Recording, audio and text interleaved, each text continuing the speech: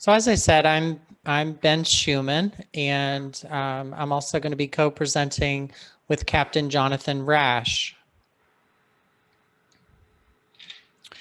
I'll be covering open dumps and the Indian Health Service mission, the Sanitation Deficiency System, which is a part of the Sanitation Tracking and Reporting System, or STARS, and the Operation and Maintenance Data System, which is another part of STARS.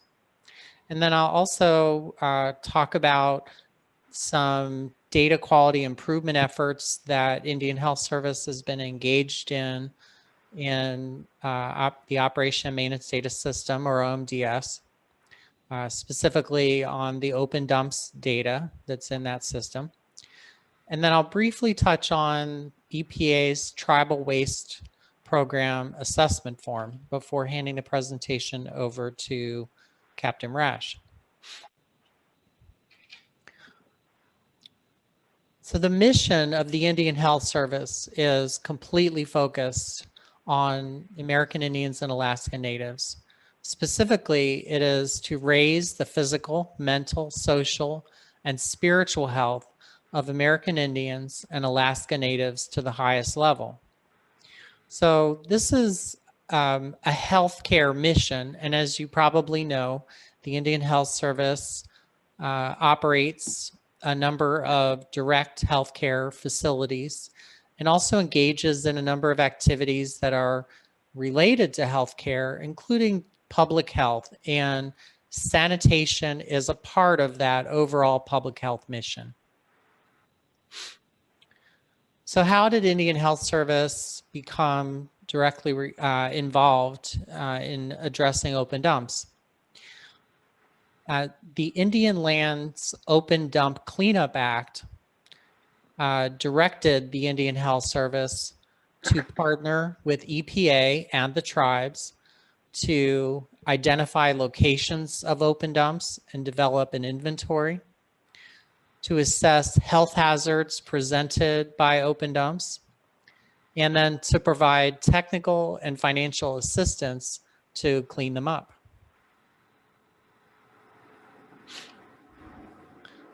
So what is an open dump? There are perhaps many different definitions that one might use, but with regard to Indian Health Service programs, there are some specific criteria that come into play that are based on the law that we mentioned a moment ago. First is that an open dump is not a sanitary landfill which meets the criteria promulgated under the Solid Waste Disposal Act.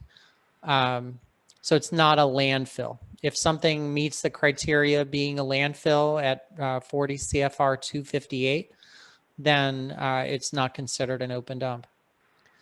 Also, an open dump is not a facility for disposal of hazardous waste.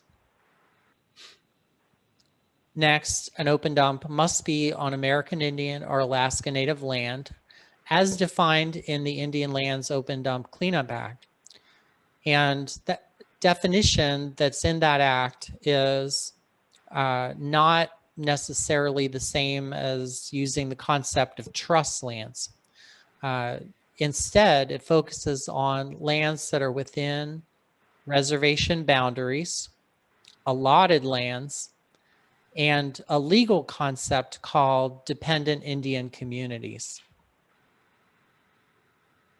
So open dumps that are within those types of lands are considered to be on American Indian or Alaska Native lands. In addition, there are some other eligibility criteria in the Act. First, an open dump to be eligible is not a site used by individual families on lands to which they hold beneficial title. In addition, the site can never have been operated for profit, currently or in the past. The site is not a privately owned facility where waste from industrial processes are or have ever been routinely disposed of. And then fourth, open dumps to be eligible for Indian Health Service programs have to have a contiguous surface area of more than a half acre.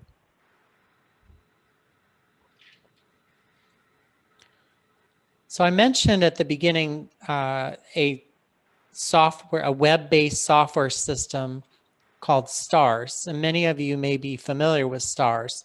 Again, STARS is the Sanitation Tracking and Reporting System. STARS has a number of modules or subsystems, and one of those is called the Sanitation Deficiency System, which I'm going to refer to through the rest of the presentation as SDS.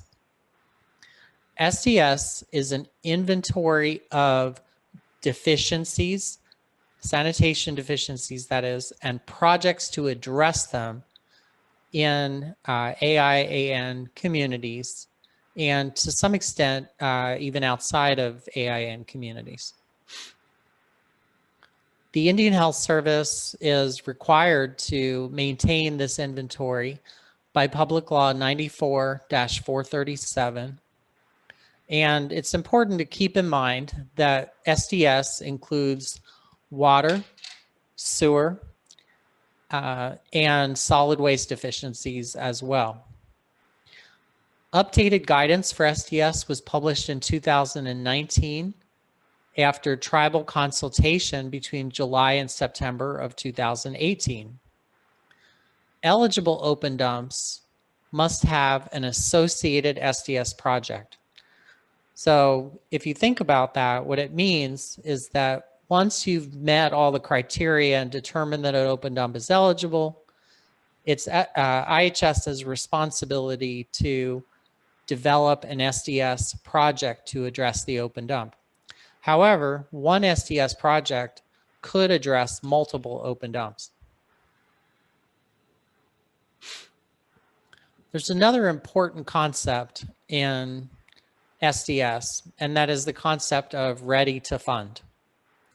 Projects are designated as ready to fund on a yes-no basis, and they're designated in that way by the Indian Health Service Area Sanitation Facilities Construction Program Director.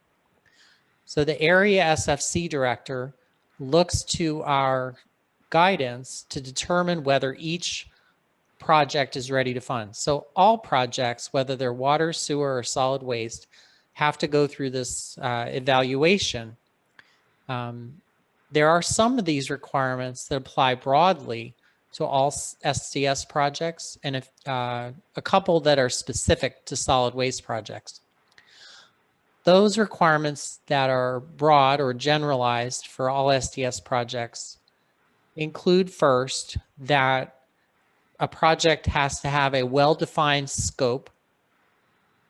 It has to have a detailed cost estimate. In addition, foreseeable risks both to construction as well as operation and maintenance of future facilities have to be identified and addressed. And there has to be sufficient planning and design completed such that engineering plans and specifications can be completed without delay once a project is funded. In addition, for solid waste projects, there has to be an integrated waste management plan in existence for the tribe. And the second point we will come back to later in the presentation, EPA has and the tribe have to have completed an evaluation of the tribe's solid waste management capacity. So with all of these criteria met, an IHS area Sanitation Facilities Construction, or SFC, director could determine that a project is ready to fund on the basis of a recommendation from his or her staff. So next, let's shift over and talk about OMDS. OMDS is the Operation and Maintenance Data System, which is another module or subsystem within the STARS web-based software. database. OMDS is a database of utility systems. So it includes water systems and landfills. It includes wastewater treatment plant, operational utilities, but it also includes open dumps. Open dumps are essentially classified as solid waste systems within OMDS. And it's important to note that the open dump inventory, which I mentioned earlier, that was required by statute, by law, is housed within OMDS. The information that the Indian Health Service maintains on open dumps within OMDS includes location information such as latitude and longitude, system type and condition, such as the category of the open dump. And there are a number of different categories that are in the system. Two of them are important to keep in mind: open dump surface and open dump buried. But there are other classifications that are still considered open dumps in OMDS, and those are open dump closed, cleaned up, and upgraded. And there are some other classifications as well that may be used in different situations. There's one called Class 3 landfill, which is specific to Alaska, and another called properly managed, which is not specific to open dumps, but rather solid waste utilities. Also, OMDS includes information about health threat, and it maintains a health threat score that is calculated by the system. It has site characteristics, including a surface area calculation, which is important for eligibility, as I mentioned earlier, about the half-acre threshold. OMDS also has hazard factors, such as the level of precipitation and flood potential, and proximity factors like distance to homes and surface water. All this information is in OMDS about open dumps. Now, it is not necessarily populated in every case, but we do try our best to populate all this information about our open dumps. I should say our open dump records. Then we have engaged in an effort to improve the data quality about our open dumps in OMDS over the last year and a half. And the scope of work of that effort was, we had a contractor who we worked with, and the scope of work of that effort included verification of the location and surface area of each open dump that is considered pending service using GIS tools. So pending service means that an open dump is classified as either open dump surface or open dump buried. If it was classified as closed, cleaned up, or upgraded, or some other classification, then we would not have given it a close look in this contract. We were focused on those sites where there's some need for a project to come and address the problem.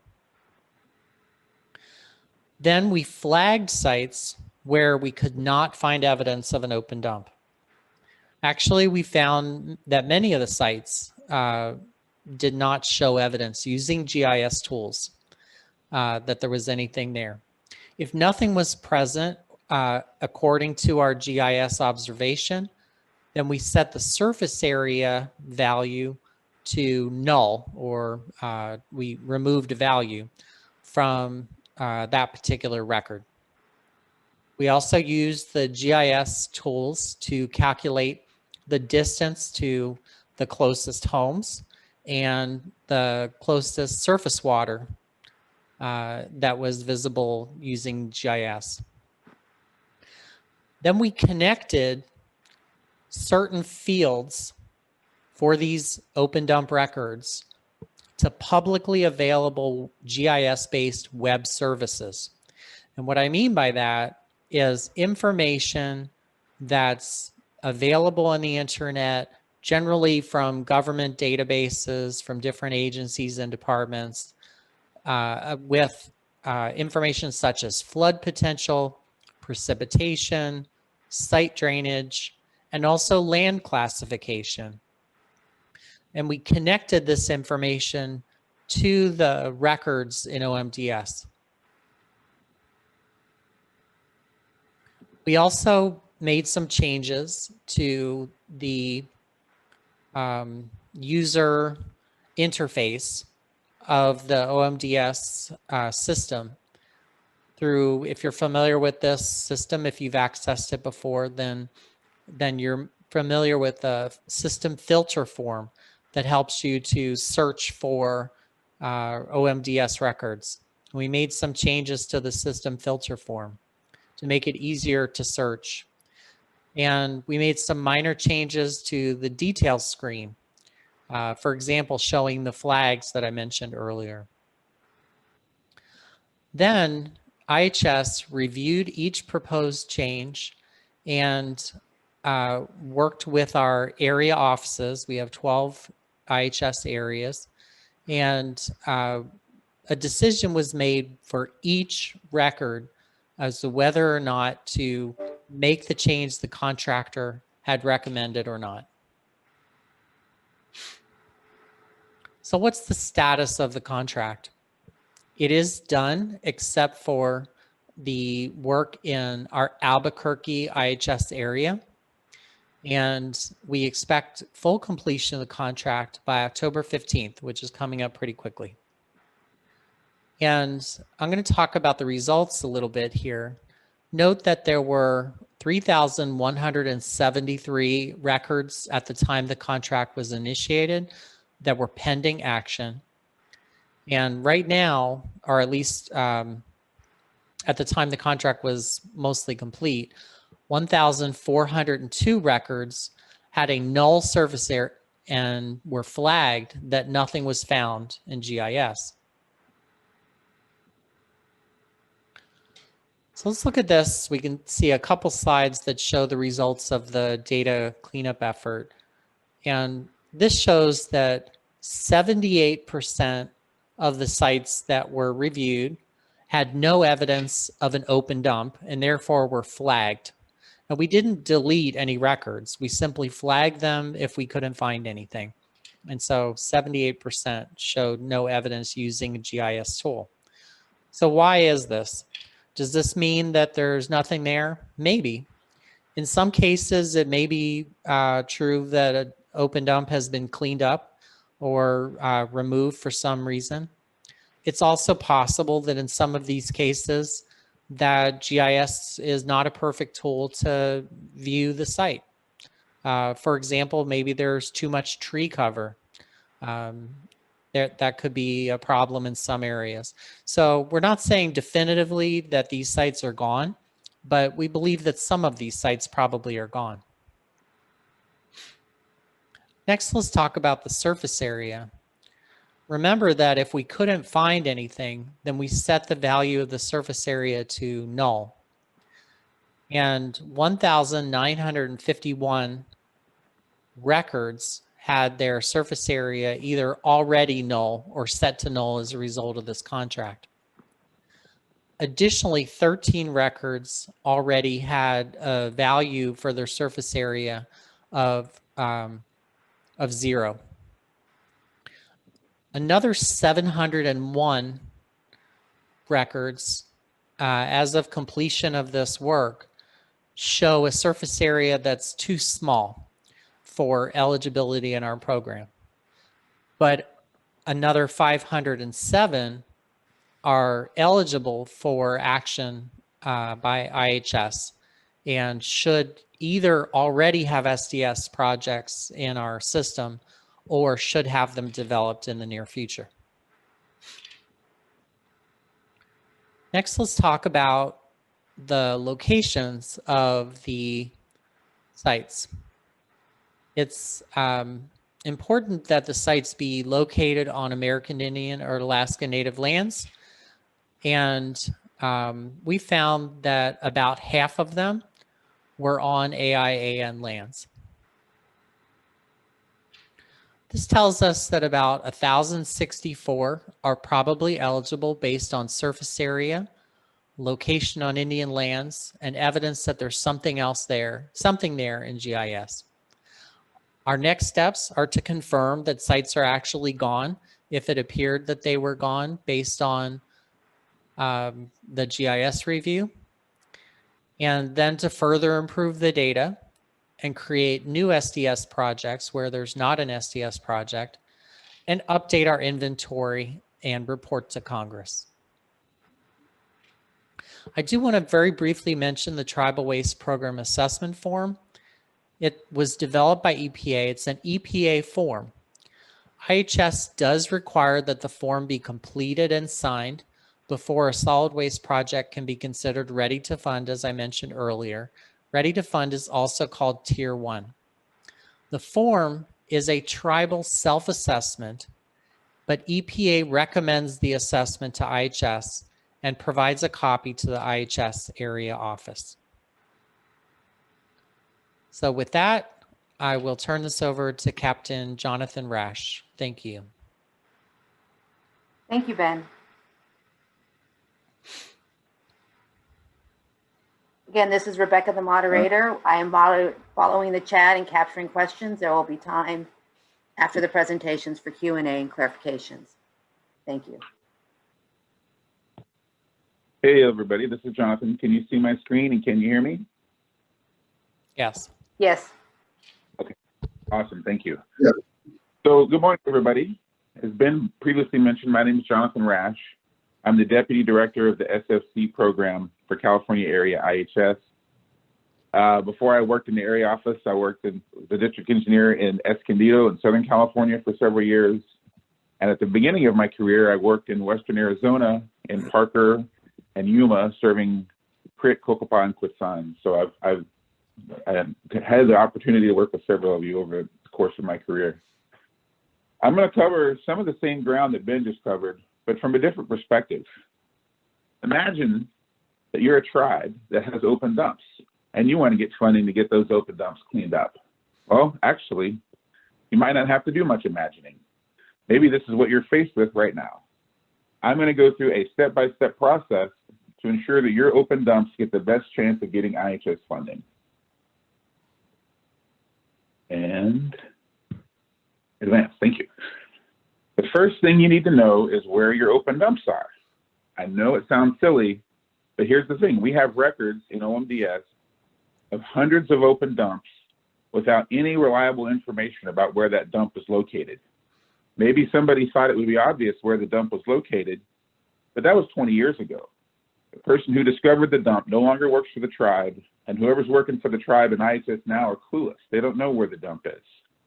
We have hundreds of open dumps like this documented in OMDS, where we don't even know where they are or even if they exist.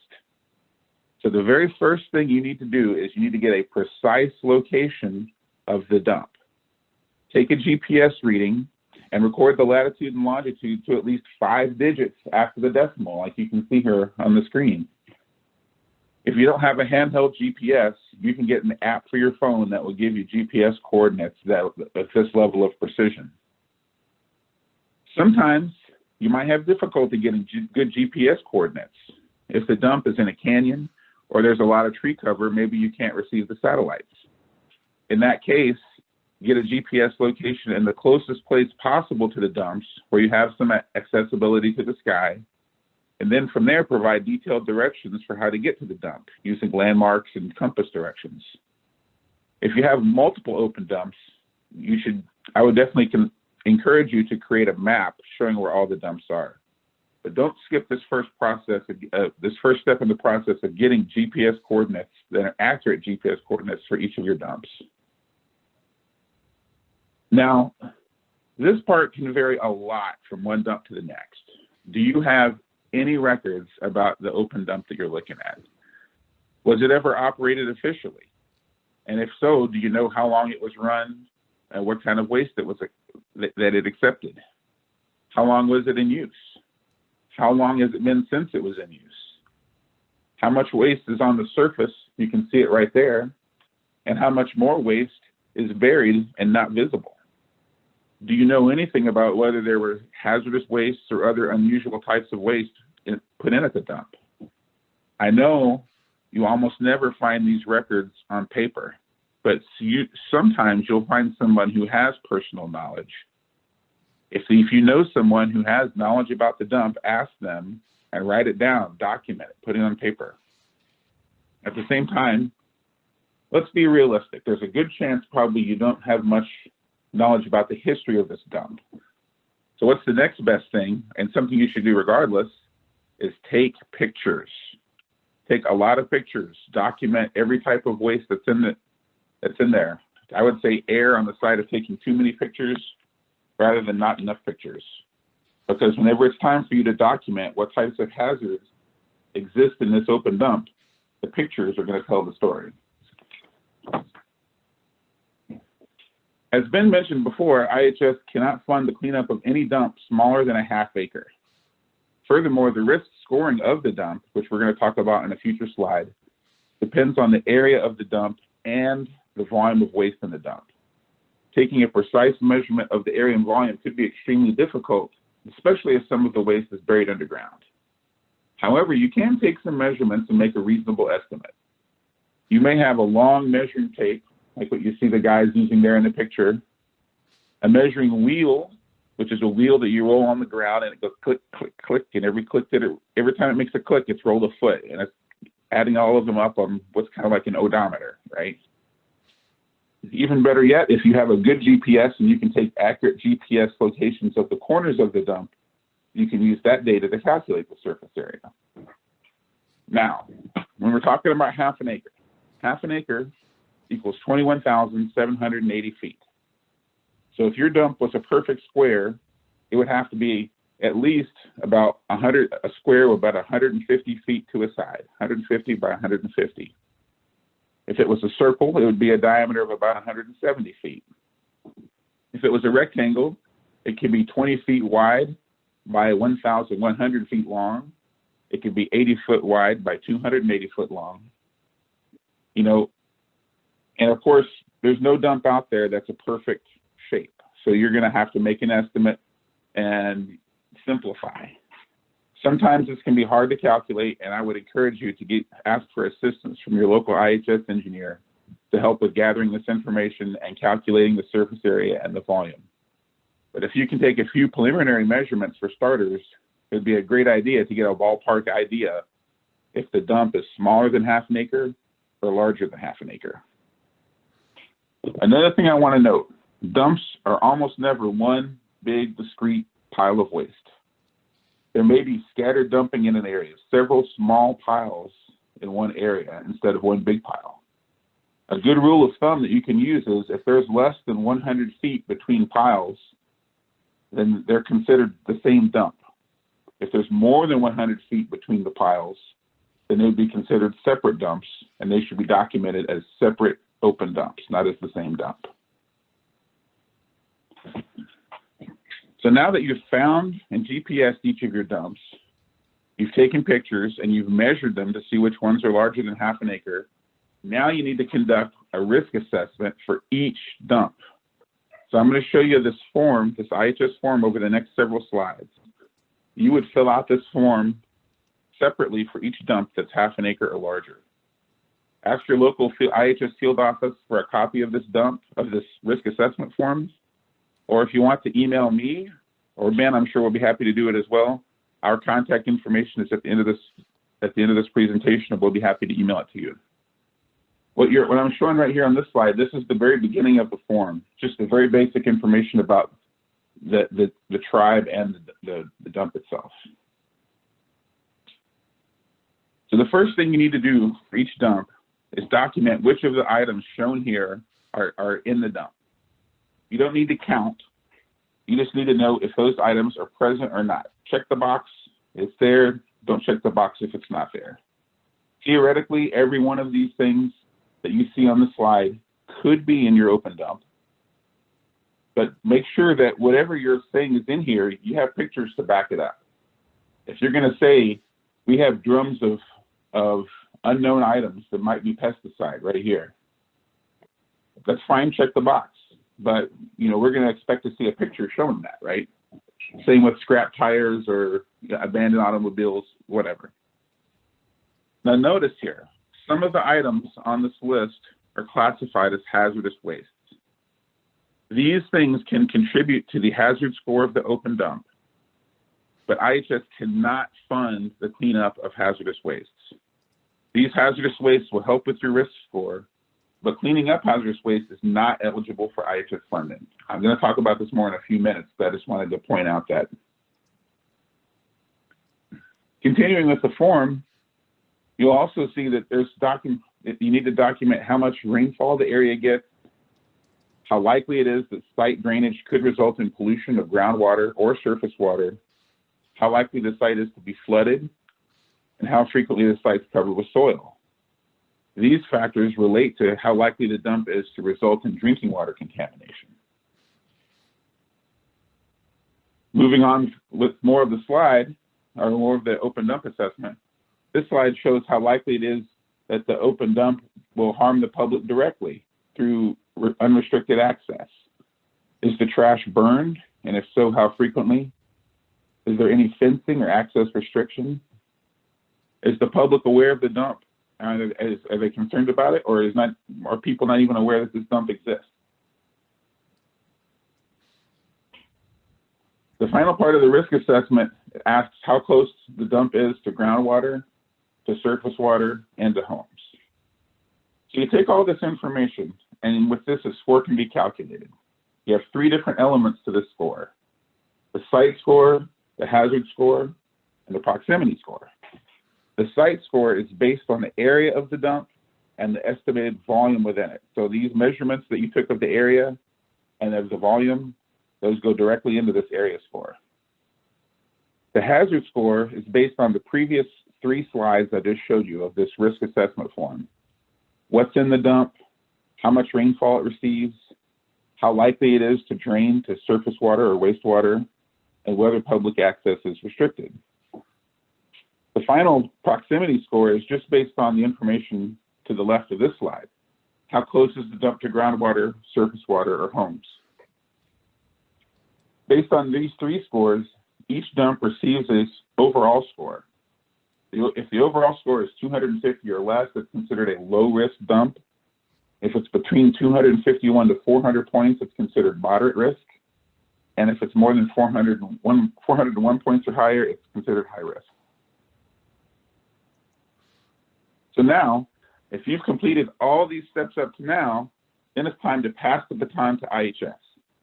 Unless, of course, your tribe is a self-governance tribe under Title I or Title V, in which case you'll do this step yourself. So all this data that you've gathered on this form now needs to be input into OMDS, as Ben just mentioned earlier. So if the risk form is complete, if you have all the measurements done, you have all the questions answered, then whenever this data is entered into OMDS, and again, if you're a direct service tribe, that would be done by IHS, then it will automatically calculate the risk score. So what you need, and what we need to scan in, is a copy of your risk assessment and all the photographs that you took. Now at this point, once all this data is input into OMDS, you now have an open dump that's officially cataloged by IHS as required by the Indian Lands Open Dump Cleanup Act. However, this will not get you one dime of funding. This is just the first of 2 processes you need to complete. The next process that I'm going to talk about over the next several slides is developing a project in SDS, or the Sanitation Deficiency System, to clean up those open dumps. So, for a direct service tribe, it's IHS's responsibility to populate SDS. For self-governance tribes, it's the tribe's responsibility.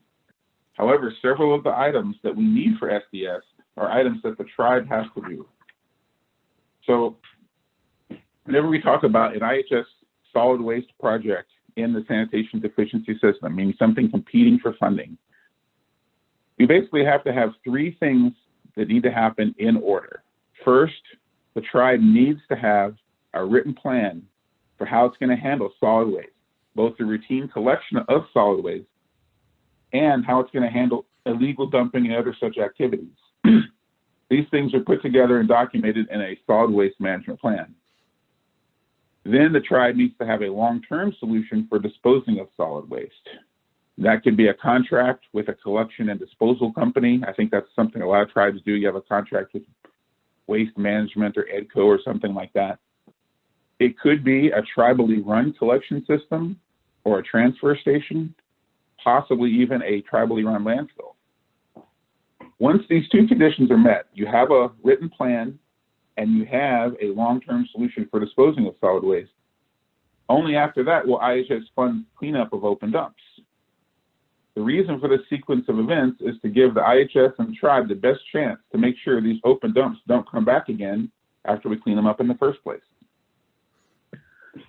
A project in SDS needs a preliminary engineering report. This is, for direct service tribes, this will be prepared by the IHS engineer. And it is a report that considers different alternatives and recommends the best solution. The SDS project also needs an engineer's cost estimate and an assessment of project risks. Again, for direct service tribes, IHS engineers would prepare all of these documents. Self-governance tribes would prepare them themselves. As Ben mentioned earlier, before any SDS solid waste project will get funded, the tribe needs to provide a copy of their integrated solid waste management plan. And this plan needs to have 5 required elements. The first one, description of the community service area. What is the geographic area covered by the plan? Second, the description of the tribe's solid waste management program structure and administration.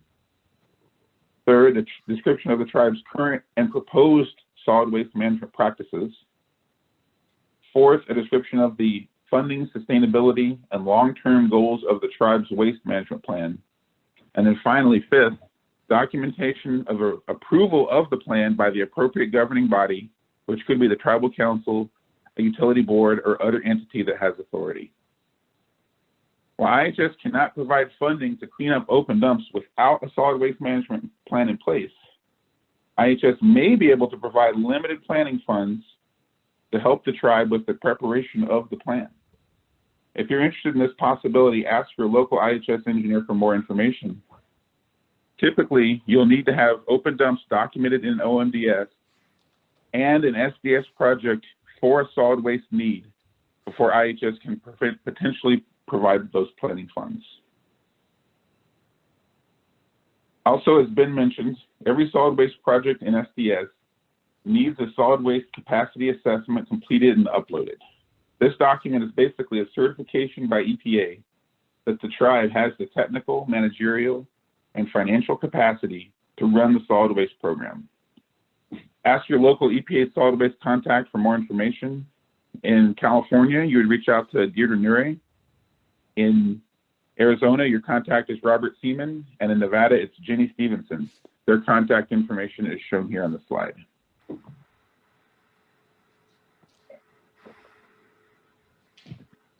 Thank you, Jonathan. I've captured a few questions that we have. I'm not done, hang on. Oh, sorry. I was taking a sip of water. That sounded like a wrap up. People are saying they have a lot of questions though, so they hope we have enough time. I'm getting through it as fast as I can. The Sanitation Deficiency System, or SDS, is really a large topic unto itself.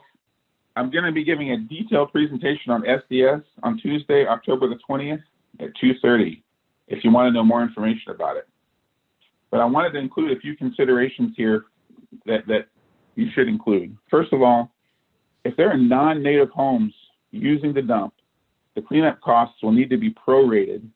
IHS can only pay for the share of cleanup costs equal to the portion of native homes that use the dump. Secondly, and I mentioned this before, IHS does not have the authority to fund hazardous waste disposal.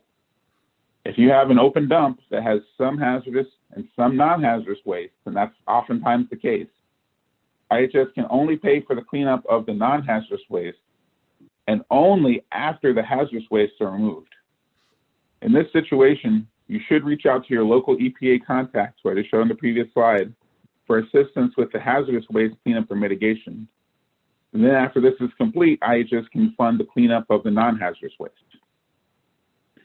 Also, whenever you're planning for an SDS project, a solid waste characterization study is usually required for NEPA purposes, and that should be included in the scope of work. And your SDS project should also include site restoration, barriers to access, and such as fencing or putting up berms, and tools or equipment to maintain enforcement of illegal dumping codes. With all this information, your tribe's project in SDS will be scored according to 8 factors. Some of these factors are more or less outside your control, but others are within your control. The better the structure and financial sustainability of your solid waste program, the better your O&M capability score will be. If you can find another source of funds from within the tribe or from another funding agency to complement IHS funds, that will also give you more points in SDS. Finally, if your tribe makes open dump cleanup a priority, those tribal priority points can also help the project score well in SDS. The SDS timeline is a bit longer than many other programs. Typically, all the information needs to be in the system by June, but IHS doesn't receive funding from Congress until March of the following year, typically about 8 or 9 months later. So plan accordingly for this significant time gap before you find out if you're going to receive funding or not. So I'm just going to summarize whatever I just said here real quick. Step by step. You have open dumps, you want to get them funded. First, locate them, photograph them, and measure them. Second, complete the risk assessment form for each dump. Third, input all this data into OMDS. Fourth, complete an integrated solid waste management plan, provide it to IHS. Fifth, work with IHS to scope out the project, identify risks, and develop the preliminary engineering report. And then sixth, also work with EPA to complete the capacity assessment and to clean or mitigate any hazardous waste you may have in the dump. And then finally, you can improve your IHS funding chances by making your project a high priority, by identifying matching funds or contributions, and by improving your solid waste organization to raise the O&M score. And now I'm done. Any questions? All right, I've been capturing some of the questions that we have. Let's review those first. First, we have 3 from Ryan from Santa Rosa Rancheria. His first question was, to qualify for open dump cleanup funds, does the site have to be on trust land or trust and fee land? So I can take that. Can you hear me okay? Yes. Okay. The requirement is that the open dump be on American Indian or Alaska Native lands as defined in the American Indian Lands Open Dump Cleanup Act. There is no requirement that it just specifically be on trust lands. So it could be fee land, for example, within the outer boundary of reservation board extent. Thank you, Ryan. I hope that answers your question. Another question from Ryan. Does anyone have a reliable GPS app for logging coordinates of potential open dump sites?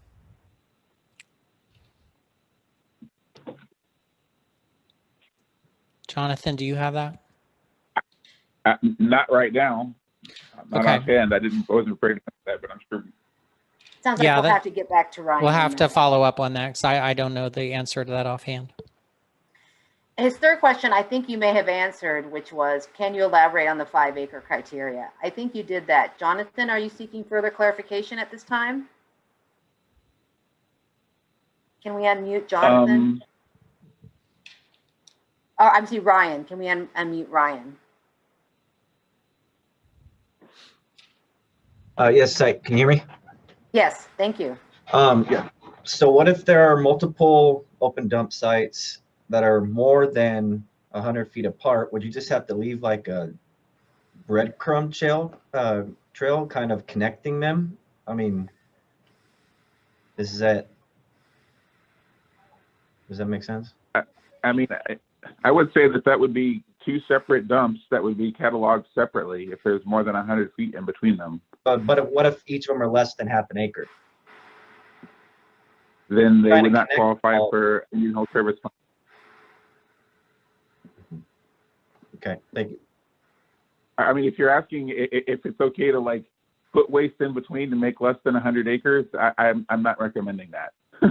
Right. Now, just to supplement on Jonathan's response, I think that part of the question, as it was in the chat, was also about, and maybe it wasn't yours, but I thought I saw somebody write, does there have to be no visible ground in the area between the waste? And there can be some visible ground, but there needs to be a contiguous area of solid waste. So if there are multiple piles, but they're very close together, it could still count as one open dump.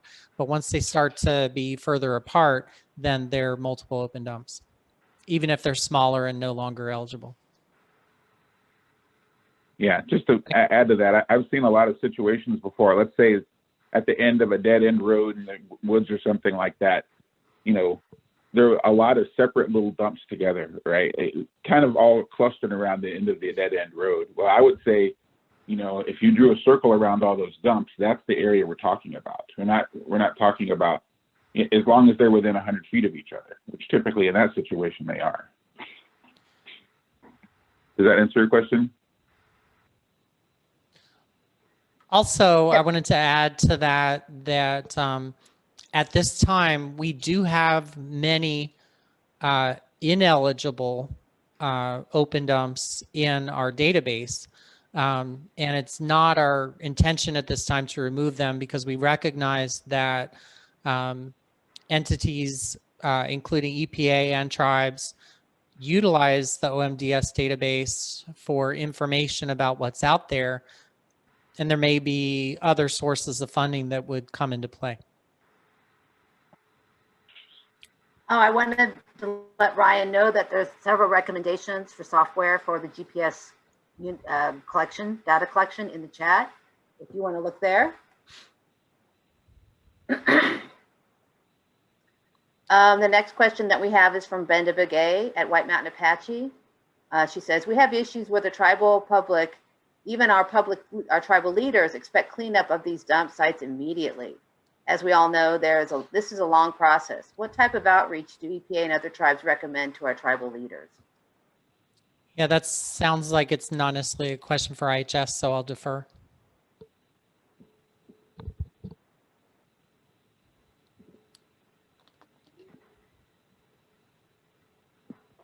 Perhaps Deidre, you can respond to Brenda on this.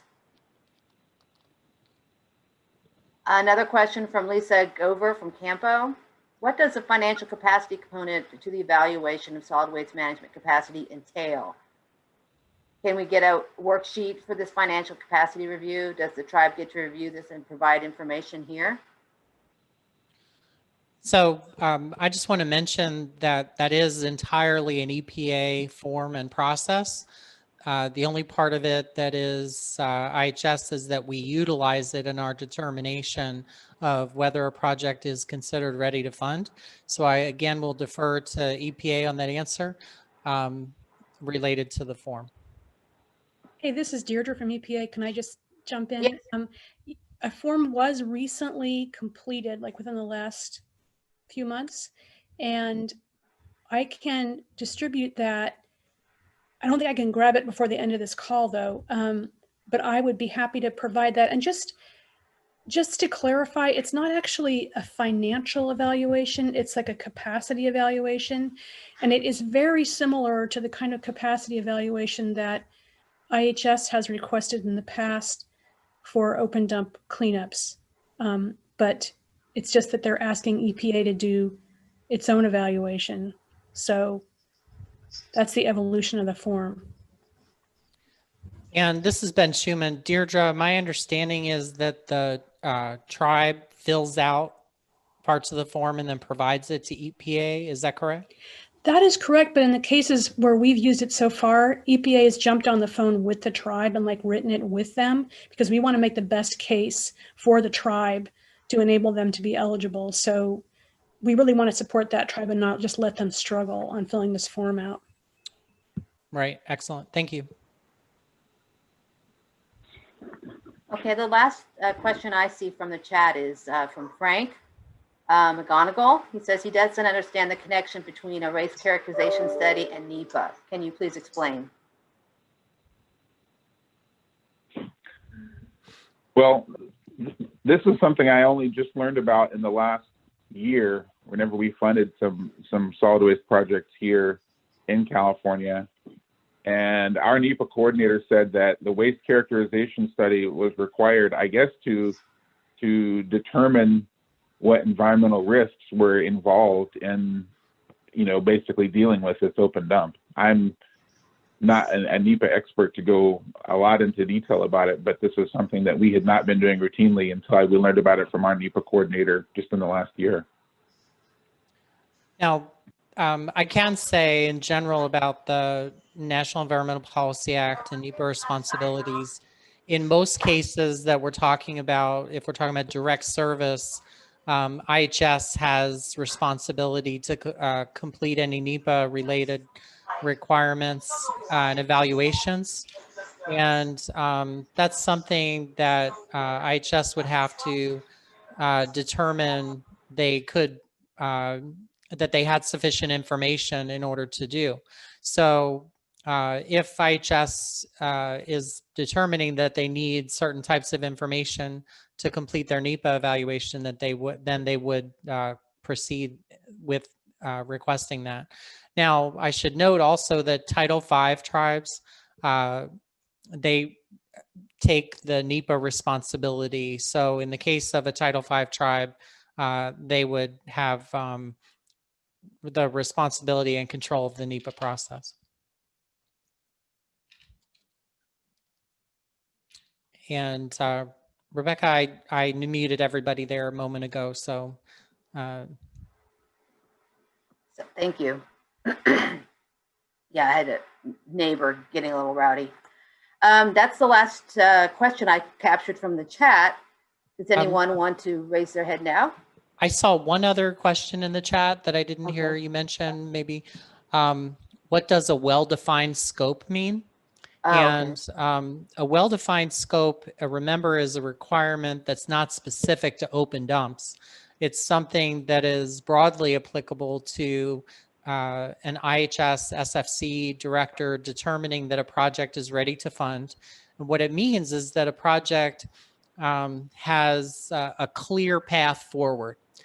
Sometimes you can have a deficiency or a problem and a vague idea of what might be done to resolve it. But when you have a well-defined scope, you have a very clear path forward of what you're going to do to address the problem.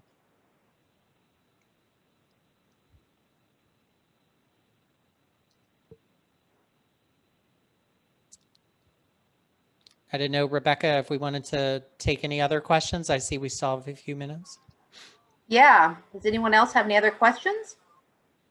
And you can certainly unmute yourself if you wanted to speak up with an additional question or type it in the chat box. We have five more minutes.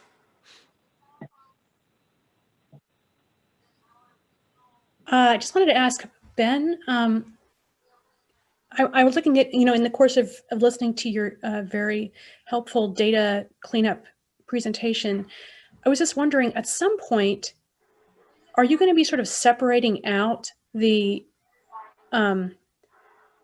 these false flag sites from the legitimate sites? I mean, because I haven't been into it recently, but as you know, you open it up and it's just like this gigantic roll call of all sites back to the beginning of time. I mean, are you close to being able to kind of separate out these, cleaned up sites or the non-starter sites? Just to make sure I understand what you're saying, are you talking about the sites which have already had action performed, closed, cleaned up, upgraded, versus those that are pending service? I'm talking about taking out the ones that have already been cleaned up, and then also the ones that never seem to have a legitimate GIS data, or for whatever reason were just never, the ones that look like a mistake from. Right. So the ones that have already been cleaned up, what we do is we simply change the condition flag from, for example, open dump surface, we might change it to open dump cleaned up. So that's something that someone with full access as opposed to read-only access to OMDS, typically an IHS staff member, but it could also be a Title V tribal staff member, would go in and change the record so it reflected that the site had been cleaned up. And that way, when we're doing searches of which sites still require action, then those sites would not show up. But we would still retain the historical record. It's not our intention to delete those records. Does that answer your question? Yeah, that answers my question. Thank you, Ben. Okay.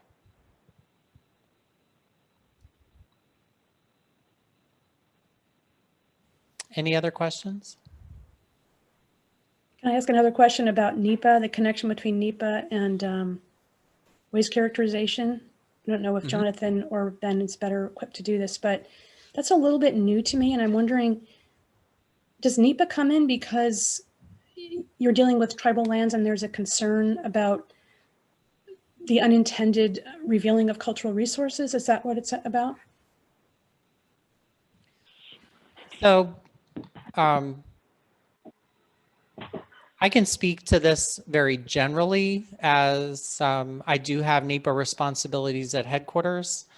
I suspect that the issue that Jonathan raised is probably something that came up in discussions at the California area. It is not necessarily, and Jonathan, correct me if you know it to be something other than that.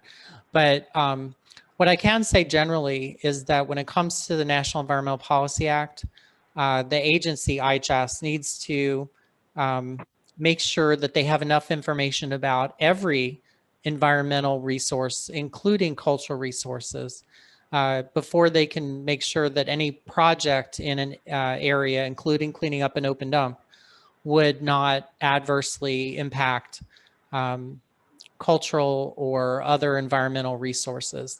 And typically, an open dump cleanup under IHS procedures would be considered categorically excluded. But in the case that there might be some exceptional or extraordinary circumstances, a project might not be categorically excluded and could potentially call for an environmental assessment. There's also the rare possibility of building a new landfill, and new landfills call for environmental assessments as well. So I hope that provides some insight into that issue. And I see there's one other question. Do we have time for one more question, Rebecca? Just one. Would illegal grow cleanup be covered under IHS procedures? Maybe the individual could clarify what illegal grow cleanup. Are you talking about what is illegal grow cleanup? Like a marijuana or something like that. Oh. Hello, can you hear me? This is Docky with Santa Rosa. Okay. Yeah, we can hear you. Yes, I was the one who posed the question. Yeah, it was a illegal grow cannabis. They got grown. We cleaned it up as far as calling sheriffs on to the reservation, but the individuals left a lot of obviously all the trash and what used to grow like household items. So would that fall under the IHS procedures to clean up the household junk and I guess probably even chemicals that got left behind by the individuals that were growing the cannabis? Jonathan, do you want to address Ben, I that? can take this one. Yeah, I believe the answer to that in that situation is no. And the reason for that, it goes back to one of Ben's earlier slides talking about how if a dump is just the result of one family's, waste generation, or one family's for-profit operation or something like that, it doesn't qualify. Let's say, just to use a general example, a family didn't clean up their trash and they let a huge pile of trash accumulate in their backyard, but it was really just that one family's issue, or maybe two homes together that they're the same family or something like that. That doesn't qualify. It has to be waste that was generated by lots of different people or by unknown people or something like that. So in this case, if it was an illegal grow, it was probably an individual or a family or something who was doing this. So therefore, and it was also presumably a for-profit operation. Additionally, it sounds like from what you're talking about, there might be hazardous waste there if there were pesticides or that kind of thing left behind. So I would say I would be hesitant to say that it would qualify. There's a decent chance it would not qualify unless you can prove that it wasn't just waste generated from one family or from one household, and you found a way to mitigate any hazardous waste, that kind of thing. Okay, thank you. Thanks.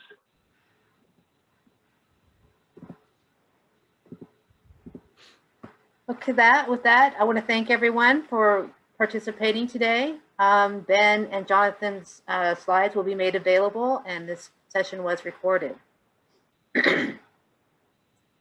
You have the contact information for Ben and Jonathan should you have additional questions. Thank you. Thank you. Thank you. Thank you, guys. No.